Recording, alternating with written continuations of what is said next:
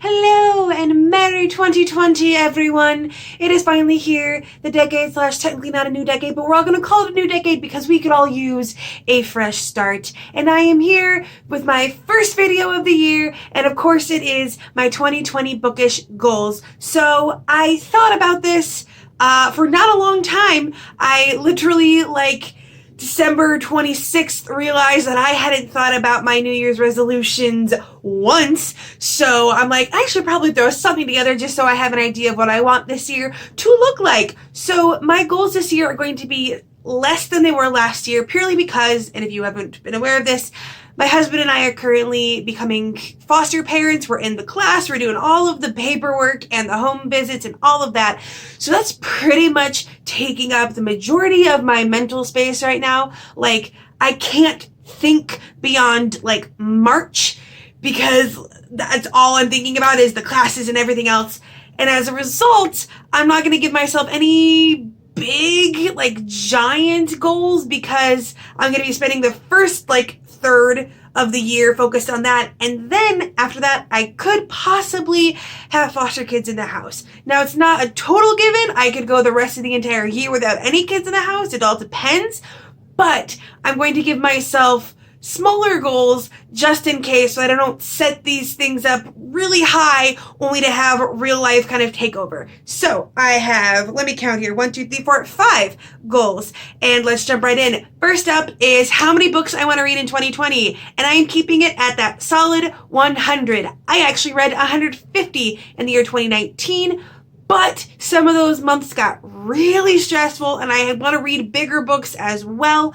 And when you're doing, a weekly 3-hour class and all this other kind of stuff, it's hard to read, and having kids in the house might make it hard to read. So I figure let's stick with the goal that I know I can reasonably get to. And if nothing else, I can read a lot in the first part of the year to store up. And then if we do end up with kids partway through the year, I'll have given myself some grace. But we're going to keep it with that solid 100. I like that number. It's a decent number. According to some celebrities on Twitter, apparently it's an impossible number. That's unbelievable to believe that someone was reading that.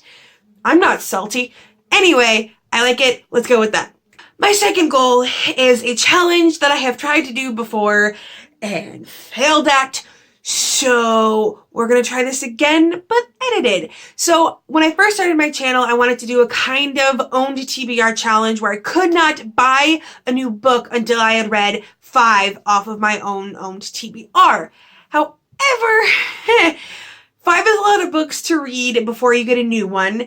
And I kind of gave myself a lot of loopholes, and I would get free ebooks off of BookBub or go to my library. I wasn't buying them, and so realized that I gotta be a little more strict, but also a little more lenient. So this year's goal is I cannot get a new book at all, whether from my library, from BookBub, or purchased until I have read 3 of my own books. And these books can be physical ones, they can be review copies, they can be ebooks, and of course, one concession I'm making to this is review books don't count in this. It's not like I have to read 3 books before I will accept a book for a review. Those ones are always an exception. But for my own sanity and to start reading the books I have and making sure whether or not I want to keep them so I can start unhauling them if I don't, because I am really running out of shelf space, we're gonna do this and hope to God that I go through with it. I mean, I made a page in my fancy new bullet journal that I got for Christmas, so now I have to stick with it. The third goal is one that, again, I've thought about doing a lot of times before, but I think I can make it work this year, and that is I want to read the book Le Petit Prince in the original French sometime this year. Now, I've been working on reading French on Duolingo for a while. I mean, technically they're trying to teach you all of French, but you don't really speak it a lot anymore. It's mostly reading and listening. And I really want to, one day, read the works of Victor Hugo in their original language. He's one of my favorite authors. He tells some of my favorite stories, and I really want to read them in the language they were published in, but that is a far-off goal. So we're going to start small. I have gotten over, I think my Duolingo streak is like 240 days as is. So I've proven to myself that I can stick with focusing on a second language for a while. And I'm hoping I can take that newfound discipline that I dredged up this year and actually take it to read the book, because I will basically be going like page by page and going slowly and like looking up words constantly. So it's, even though it's a children's book, it's gonna be a little bit of a slog, but I want to do it. I want to focus on it, and then maybe I can start reading even more books in the language. Maybe modern children's books. Let's stick with children's books for now. Walk Before I Run. And one day, maybe I could like read books in French that aren't even published in English yet, and that would just be like so cool. The next step is bookish, and that it is about a book I have written, not one I am reading, and that is I really want to edit and start querying one of my favorite manuscripts that I was kind of against pushing because it's not necessarily a genre that I want to be known for writing, but this book in particular is one that I love, and it is a YA contemporary about a girl who escapes this cult and kind of has to go into the bright outer world, and years later realizes that some people in the cult decided that it wasn't her decision to leave. This was a book that I wrote, or a manuscript, or whatever way you want to call it, when I had left my own family's faith and being raised as a pastor's kid. It felt kind of like that. Not that Christianity was a cult, it's just how I worked through it. And this book, I have actually rewritten the entire manuscript once before, and I'm going to start editing it. And I think because YA contemporary seems to be the thing, I see more agents going for YA contemporary than like fantasy. I'm going to try to go for that. The end goal is still hybrid authorship, but this is the one I'm going to be working on over this year. Maybe I'll set up a number of agents to query. I don't know, because after a while, once you hit like 50 agents queried and it's all rejections, it's just, you don't want to look at the number anymore. But that is my big writing goal for the year, and here's hoping it doesn't get that depressing. And last but not least is a channel goal. And I mentioned before that I don't really do subscriber goals because there's not a lot of point to them.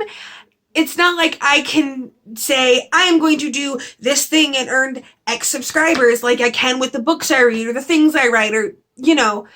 So I've kind of been thinking about benefiting my channel in other ways. And the big one is I got to get intro and end slate cards.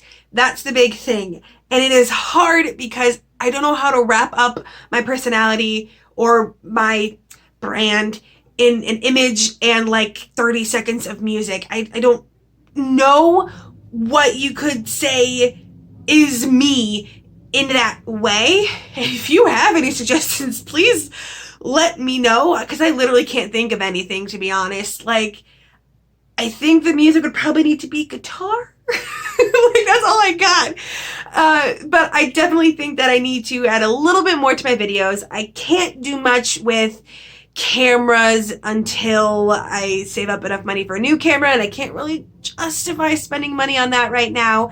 And my editing has gotten better, but like there's not a lot more that I want to do with my editing. For right now, I just enjoy editing out all of my long pauses and maybe putting some fun editing Margaret messages up here and putting the books on screen. So maybe improving my editing slightly, but not all that much. I really just want to get the aesthetics down, which is the hardest part for me. So anyone who like loves aesthetic-y stuff, hit me up. I may be willing to fund a small commission, but that's not a promise. But anyway, that's the one thing I really need to get a handle on. And also, it might help me gain some new subscribers, fingers crossed. So that is it, my 5 goals for the year. And obviously, I'm still going to be working on other things. I'm still going to be reviewing a ton of indie books. I want to hit the ground running in January because last January was the first month that I started it. So it just feels poetic to make January one of my like indie months, and I have a ton of awesome books to choose from to review, so be on the lookout for that. I'm also going to do something in the realm of some kind of like anniversary, how I review or my review style or something in honor of the 1-year anniversary of my first indie review, because I kind of love 1-year anniversaries or anniversary things on YouTube. I'm a sentimental bitch like that. So in general, if you like any of that stuff, please subscribe if you haven't.